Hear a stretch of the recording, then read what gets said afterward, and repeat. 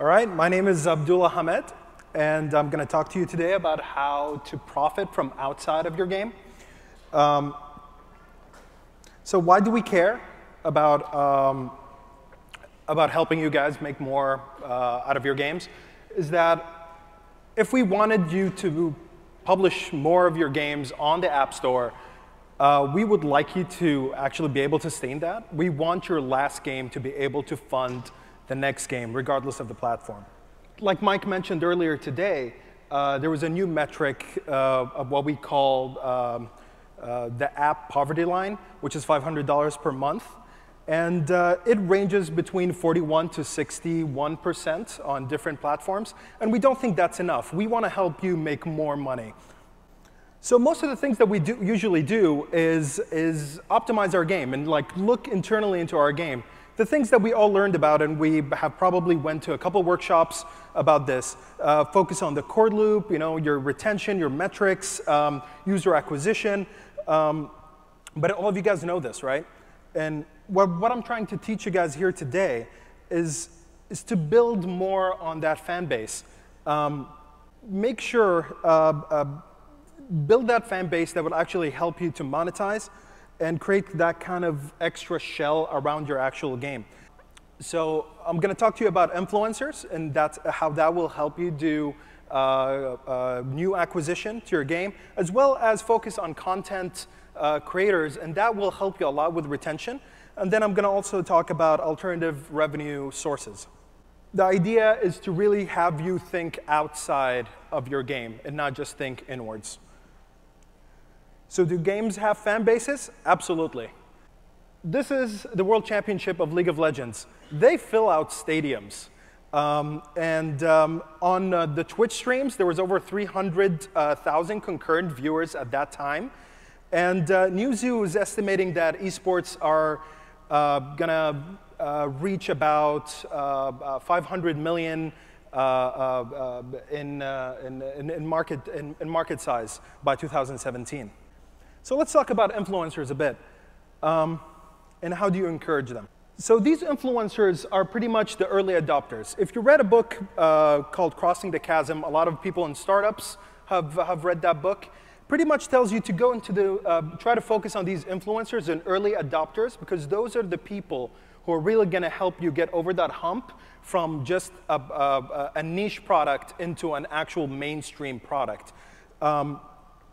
And these early adopters, I mean, instead of just dragging one person with them to play the game, they're going to drag a couple too. And that will definitely increase your new user base. One example of, so there's two types of influencers. There's the advocates and there's the professionals. I'm going to talk about each in a bit. So let's talk about advocates.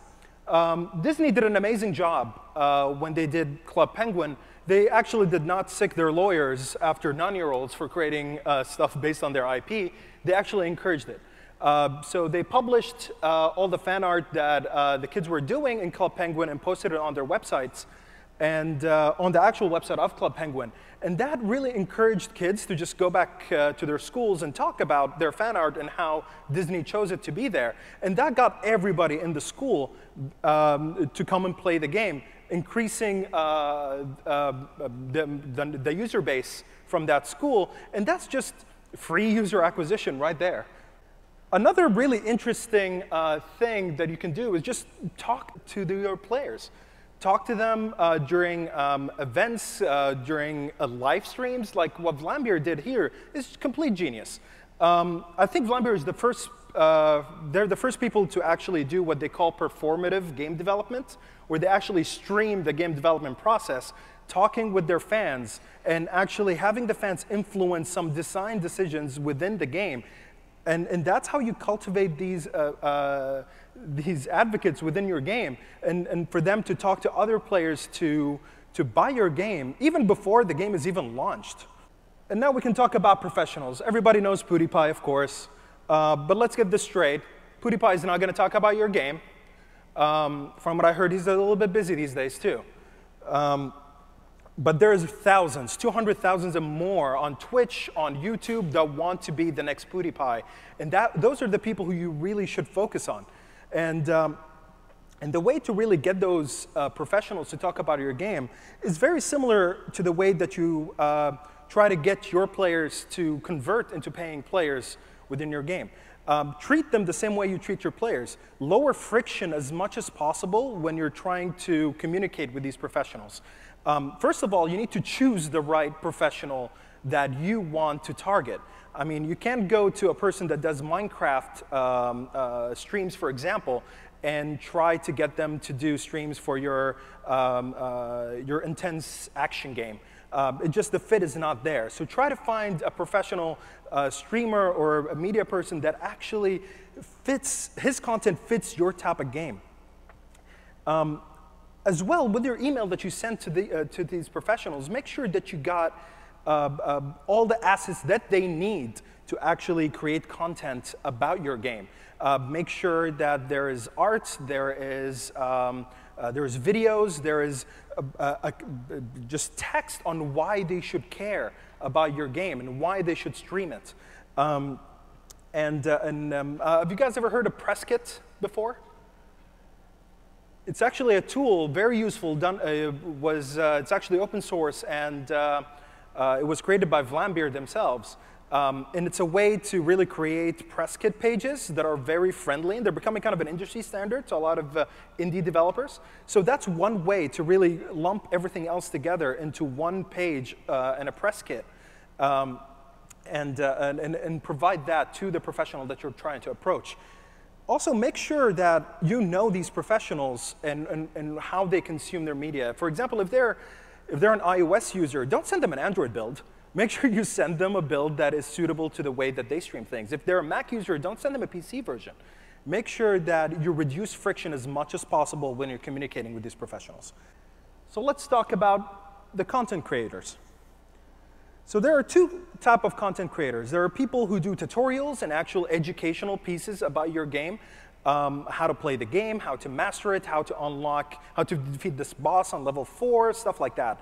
And then there's people who just goof around making jokes, and they just want to show the fun related to the game. So make sure that you give the you provide tools to these people to actually create that content that you want. For example, Minecraft takes this to the extreme, right?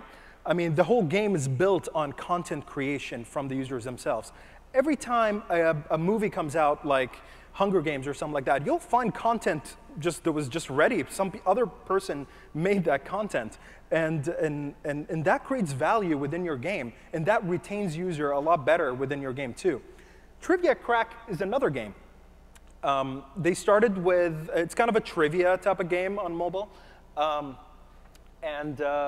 now, all of their content is user-generated. So that just doesn't focus on getting more retention from within your game, but that also reduces your content creating cost. Now it's down to 0. So make sure you provide these tools to these advocates to actually create content from within your game. So how do you incentivize content creators to make that content? Make it easy for them to share that content. I mean, have a Twitch button on there. Just click the button, and you can just stream the content right away that you created. Promote the content that these guys created. These guys created really amazing content. Pack it as part of a DLC. Make sure that these people feel appreciated, too. Talk about their successes. Talk about their content on social media, wikis, forums, anywhere. By the way, if you don't have a wiki and a forum, go do it. Make sure that you're covered. Make sure that all of these outlets are there. I know some people think that forums are archaic, but no, you need to create all of these places where people can showcase their game and where you can actually recognize their success. Also, like I said, thank them publicly. Give them badges, give them t-shirts. Everybody in us kind of wants to be a rock star in one form or another. I made peace with myself that the closest I can get to being a rock star is speaking to you guys now. But these guys actually want to be rock stars. Make them into rock stars. So the third part I'm going to talk about today is external revenue and trying to find ways to create revenue from that fan base that you guys have now. First thing that's a no-brainer is having a Twitch channel, as well as a YouTube channel maybe. And You can definitely monetize that traffic, but it's going to be a slow ramp up at the beginning, of course, when you first start. It takes dedication and time and a lot of content creation to be able to monetize well on this channel. But there's another way that's actually a lot better to monetize, and that's creating products. I mean, Cut the Rope has some T-shirts. I did not know that Twitter has a cookie cutter, and apparently people like it. And if you actually have content, have product that you're actually selling, merchandise, you can actually make 3 to 10 times the amount of money that you would have made with ads alone. So yeah, make some merchandise, make some product that people actually want to buy. And actually, with that products, it's a really good way to monetize non-paying players within your game too. So a good way to do this, of course, like Mike said earlier, is merch by Amazon. I mean, it doesn't matter how big you are, it doesn't matter which platform do you develop for, or how much money you're making from this game. Just go and design some T-shirts and sell them through merch.